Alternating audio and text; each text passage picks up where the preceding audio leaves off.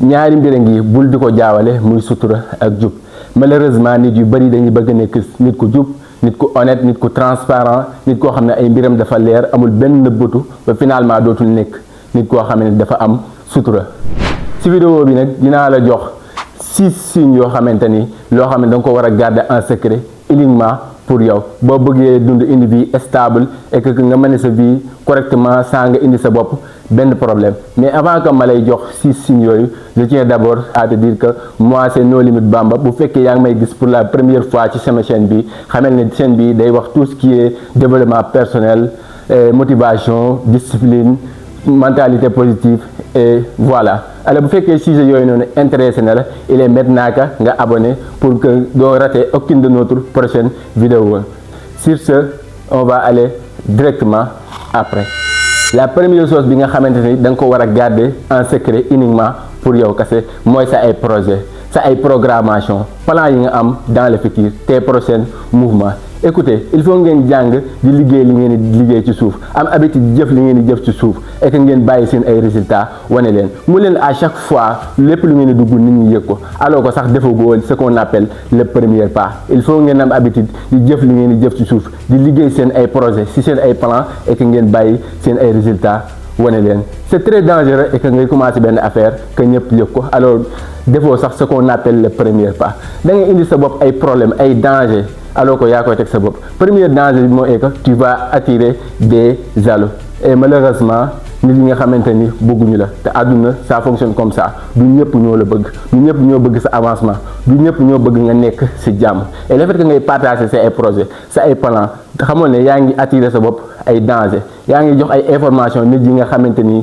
bëgguñu la nit ñi nga xam ne bëgguñu sa avancement bëgguñu sa yokkute et il suffit da nga gis benn nit boo xamante ni peut-être dafay toog di wax ci ay plan ci ay projet alors que defagul sax ce qu'on appelle le premier pas moment boobu nga toog di wax peut-être am na koo xam ne mi ngi ci jotaay boobu noonu bëggul sa avancement bëggul sa yokkute et un mois voire même ay semaine nga gis mu nekk ne di lancer ci même projet yi et pourtant yaa ko jox information si peut-être boo noppi woon moom du xam lan ngay prévoir lan nga bëgg a def ba kamu la ciy jiitu mais malheureusement yaa ko jox information yooyu noonu ba tax mu commencer avant yow. Deuxième danger bi ngay attirer ci sa bopp mooy tu vas attirer des gens pessimistes nit yi nga xam ne dañoo tayal nit yi nga xam ne amuñu benn ambition amuñu benn vision dans la vie. Le fait que ngay partager ay projets non seulement ñoom jéemuñu dara mais ils essayent de te décourager di la wax naan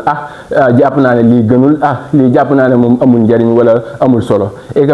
uniquement bu fekkee commencé woon nga sans nga wax ko benn nit amaana nit ñooñu du nekk di la décourager loo à chaque fois moo wax il faut éviter les gens qui ont de l'esprit négatif nit yi nga xam ne seen gis-gis dafa gàtt seen xalaat soriwul à chaque fois dañ lay décourager loo ñoom tout le temps dañuy jàpp ne c'est impossible mënul nekk il faut ngeen éviter nit ñooñu et ni ngeen koy éviter mooy lépp lu ngeen di dugg il faut commencer d'abord en secret non seulement boo échoué nit ñi duñ ko xam mais di nga mën a rectifier sa bopp parce que nga jubbanti erreur yooyu noonu si dans le silence alors que nit ñi duñ la xamal dara. L'autre danger est que mooy plus que ngay jël du temps di wax ci sa ay projet plus que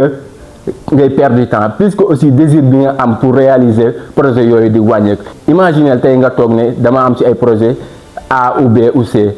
te alors que sax defagoo le premier pas encore une fois xamoo ne moment boobu yaa ngi perdre de temps moment boobu tamit désir bi nga am pour nga réaliser loolu dafay wàññeeku. Tey nga toog à 100% di wax ne samay projet lii la alors que tàmbaleegoo suba niveau bi day baisser tu viens à 90% ginnaaw suba la même chose niveau bi day baisser encore alors que defoo sax le premier pas au fil du temps da ngay gis ne malheureusement da ngay abandonner da ngay décourager alors que sax finalement mosoo sax tàmbali kon gars yi il faut ngeen éviter ça. Il faut éviter de parler à vos projets il faut faire juste que ngeen commencer. Et que ngeen def ay erreur ngeen rectifier dans le silence et finalement ngeen bàyyi seen ay résultats encore une fois wane seen ay jëf soxlawu leen à chaque fois ngeen di wax jëf leen rek et que ngeen bàyyi seen ay résultats wane leen. La deuxième chose bi nga xam ne da nga ko war a garder en secret uniquement pour yow bu fekkee bëggoo sànq sa bopp wala nga détruire sa life mooy sa ay faiblesse. Écoute sa ay faiblesse nekkul ay faiblesse fii ak yaa ngi koy garder pour yow et naa la wax benn effet nit ñi mënuñoo détruire lu ñu xamul ci yow. Kenn mënu la lor alors que amul ci yow benn information peut-être nit ñi bu ñu arrivé à ñu atteindre la yow yaa leen jox ay information kenn mënu la détruire te xamul benn information encore une fois ci yow. Auparavant da ngay gis buur yi moment bi ñu daan xeex ak tubaab bi moment bi nga xam ne dañoo nekkoon ci guerre kenn mënu leen a atteindre parce que juste seen ay faiblesse dañoo amoon habitude di ko nëbb seen ay faiblesse kenn mësu koo xam mais la seule chose bi leen lor mooy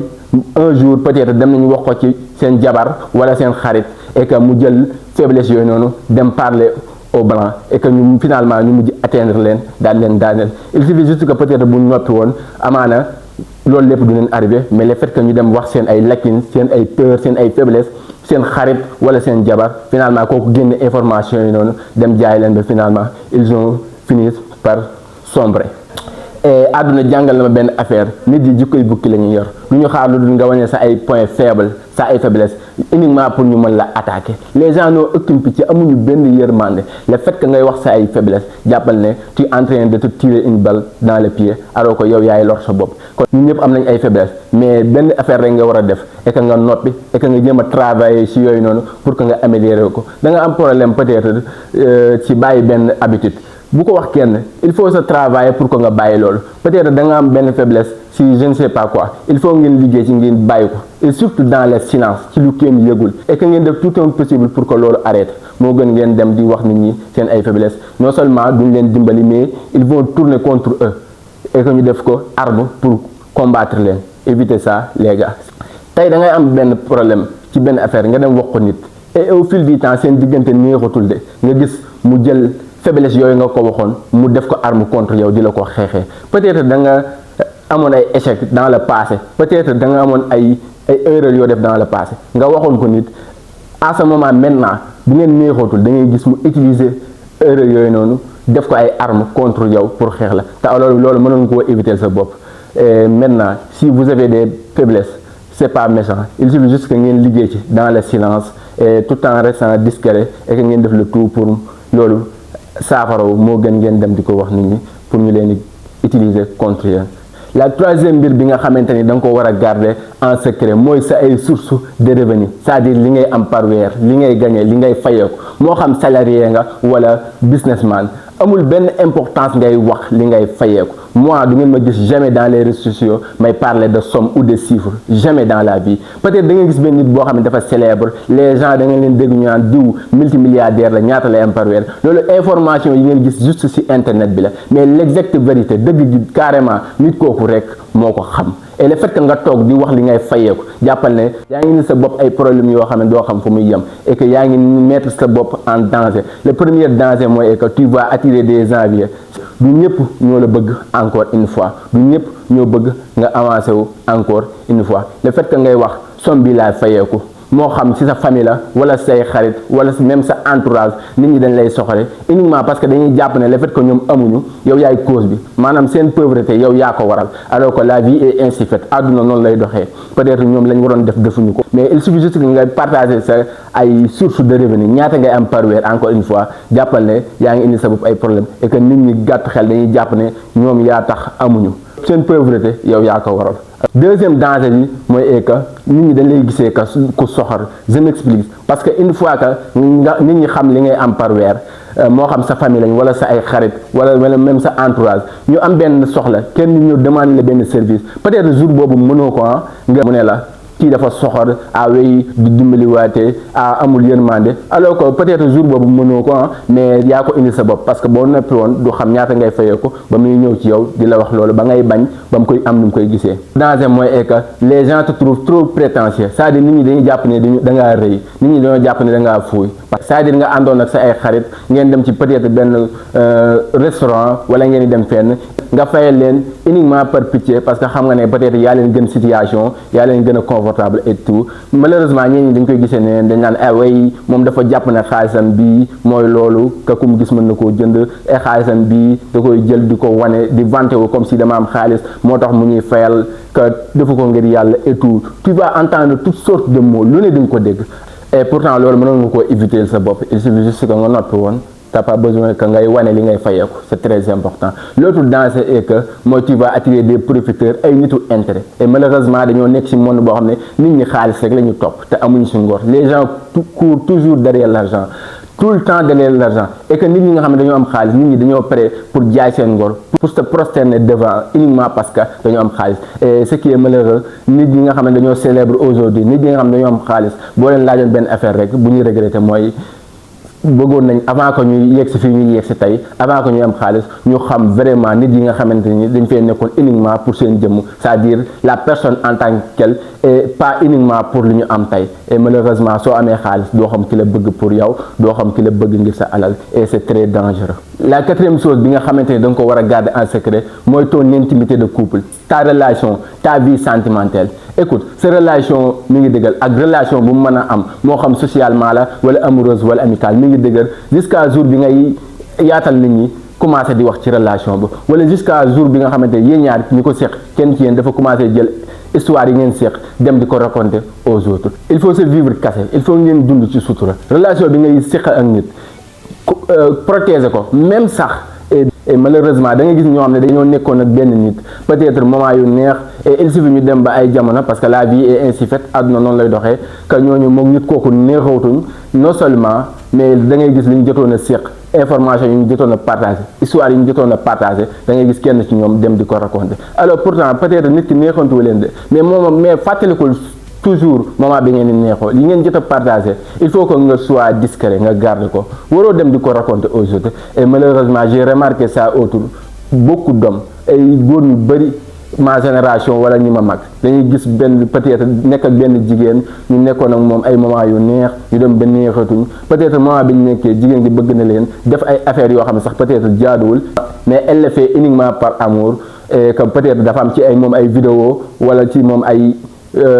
message ou je ne sais pas, et que nga jël information yooyu noonu dem di ko wax ci yeneen xarit. C'est triste, ça c'est triste. Imagine jigéen bi nga xamante ni dafa séq ak yow ay relation intime peut-être daf la bëgg mais ngeen dem bàyyi affaire neexootu leen, pourquoi nga jël information yooyu dem di ko raconter keneen? Pourquoi vous faites ça? Pourquoi ngeen jël information yooyu dem di ko raconter keneen alors que mënoon ngeen ko garder seen biir parce que yéen ñaar yéen a ko séq? Et que góor ñu bëri dañuy jàpp ne le fait que ñuy compter ñaata gel lañ am et gel bi def naa ko lii def naa ko laa ñoom dañuy jàpp ne loolu mooy góor yàlla. Et je te dis si tu penses que ça c'est être viril ko góor yàlla. Il faut avoir l'habitude que ngeen protéger seen ay relation ak lu mu mën a doon nit ki ngeen neexoo ngeen neexoowul moment yi ngeen dund il faut la garder en secret parce que ci yéen rek la waroon a yem te ci yéen rek la war a yem. Cinquième chose bi nga xam ne da nga ko war a garder en secret ce sont tes actes de bonté, ta gentillesse, ta bonté, jëf ju baax ji ngay def. Et malheureusement dañoo nekk dans le monde des réseaux sociaux nit yi à chaque fois lépp lu ñuy def dañ koy bëgg di wane, à chaque fois lépp lu ñuy def dañuy bëgg ñëpp yëg ko, à chaque fois lépp lu ñuy def dañuy bëgg nit ñi yëg ko. Et malheureusement nit ñi joxeetuñ nit ñi dimbalituñ kenn ngir yërmande mais et dañuy dimbali nit ñi juste bu projecteur yi tàkkee bu leen caméra yi jëlee. Et je trouve ça très dégueulasse. Et nit ki nga xam da nga koy dimbali pourquoi nga def ko ci sutura, pourquoi nga woo ko ba mu ñëw nga def ko ci kenn yëgu ko? Et je pense que loolu du ndimbal. Le fait que ngay dimbali nit ki alors que bu caméra yi tàkkee rek nga koy def, le fait que ngay dimbali nit ki bu la caméra wala micro tiimee rek nga koy def, je trouve pas ça que da nga ko bëgg a dimbali. Ça c'est de l'humiliation les gars, loolu humilier nit ki la. Comment ngay mën a dimbali nit ki alors que nga di ko filmer? Il suffit juste nga def benn acte bu baax ñoom bàyyi la ñu waxal ko seen bopp. Nit boo ko dimbalee la plupart du temps moom moo koy wax mais yow defal juste pour yàlla, defal juste dimbali ko ngir aucun intérêt, mais mënoo di dimbali nit ki alors que da nga koy filmer, mënoo di dimbali nit ki ba pare après nga di ko tasaare dans les réseaux. Je trouve ça très dégueulasse et ça encore une fois humiliation la mais du ndimbal. Yow da ngay dimbali nit ki dimbali ko rek ñoom après dañ ko wax. C'est comme ça que sax yàlla di la ci fay, c'est comme ça que la vie te récompense. Mais mënoo dimbali nit ki alors que lumière dafa tàkk, mënoo dimbali nit ñi parce que caméra dafa taxaw, mënoo dimbali nit ki parce que dañ nga dëkk micro. Ça ce n'est pas d'aider, ça c'est de l'humiliation encore une fois. Am leen habitude di dimbali nit ñi ci sutura, am leen habitude di dimbali nit ñi ci lu kenn yëgul, am leen habitude di jëf te yàlla tax tout simplement parce que ci loolu la leen yàlla di fayee. Mais mënoo wax da ngay dimbali nit ki alors que da nga koy filmer, mënoo wax da ngay dimbali nit ki alors que da nga koy jël après nga partage ko dans les réseaux. Et je pense que ça que loolu du dimbali mais loolu humiliation. Évitez ça les gars, dimbali leen nit ñi ci sutura et pas ngeen dimbali ci nit ñi ci caméra yi bu tàkkee uniquement wala ngeen gis leen ma c'est-à-dire maa ko defal lii maa ko defal laa, loolu du ndimbal. Ça c'est encore une fois c'est de l'humiliation. La sixième chose bi nga xamante ni da nga ko war a garder en secret mooy secret yi nga am ak keneen encore une fois. Et dinaa la wax benn affaire, divulguer la secret des autres c'est éteindre la lumière de la confiance. Et que nit ki bu amee ci yow confiance jàppal ne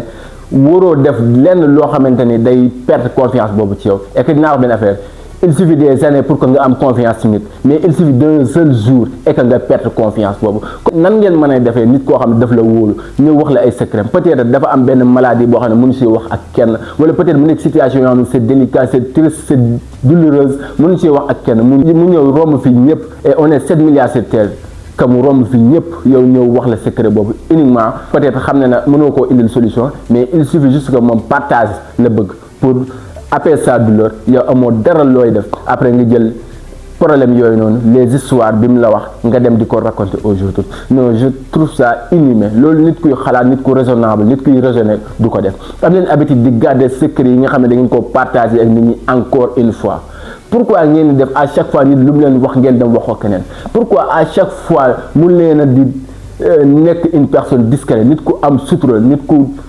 am confidentialité jamais dans la vie à chaque fois dañ leen wax seen ay problème et que ngeen jëm wax ko keneen ne da ngeen koo wóolu kooku wax ko keneen ne da kaa wóolu kooku wax ko keneen da kaa wóolu ainsi de suite day dem ba information bi ñëwaat ci nit ki évitez ça gars yi. moytu leen loolu nit ki la di wax secret peut-être dafa am ci yow confiance peut-être romb na nit ku ko mënoon a wax peut-être romb na ci membre de famille peut-être sax ku ko mënoon a wax romb na papaam ak yaayam romb na ay magam ay frère am ku mu mën a doon yow la visé ñëw wax la secret boobu la moindre des choses bi nga war a def et que nga garder secret boobu même boo amul solution boo ko jox mais quand même il faut la garder mais pas non seulement joxoo ko solution mais aussi ngay jël secret yooyu noonu dem di ko divulguer aux autres je trouve ça très lâche loolu jikkoy traître dëgg la éviter ça les gars il faut avoir l'habitude d'être discret nit koo xam dafay discret nit koo xamante ni day garder secret yi mu partagé ak nit ñi encore une fois loolu mooy tax nit ñi wóolu la noonu ngay gagner confiance des autres aussi c'est très important mais nit koo xam ne saa bu la waxee benn affaire bu demee ñaari fan dégg ko ci mbedd mi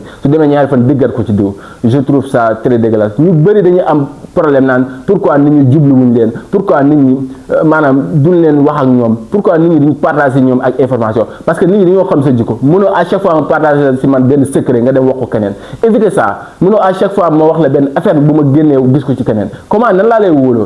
lay wóoloo encore une fois nit da ngaa war a nekk nit ku discret nit ku am bàmmeelu biir comme les wolof nit ku am sutura et que nit ñi dañ lay jox confiance mais mënoo à chaque fois ku la wax benn affaire ñaari fa ñett mu gis ko ci bit mënoo à chaque fois ku la wax benn secret balaa buuse dem këram dégg information bi door te pourtant moment bi mu la ko wax yéen ñaar kese yéen a fa nekk alors que après ngay victimiser wu di def du n'importe quoi naan nit ñi dañ ma bañ nit ñi saa yi c'est-à-dire alors que c'est toi le problème il faut que vous changez-vous il faut ngeen changer seen comportement yi seen jëf yi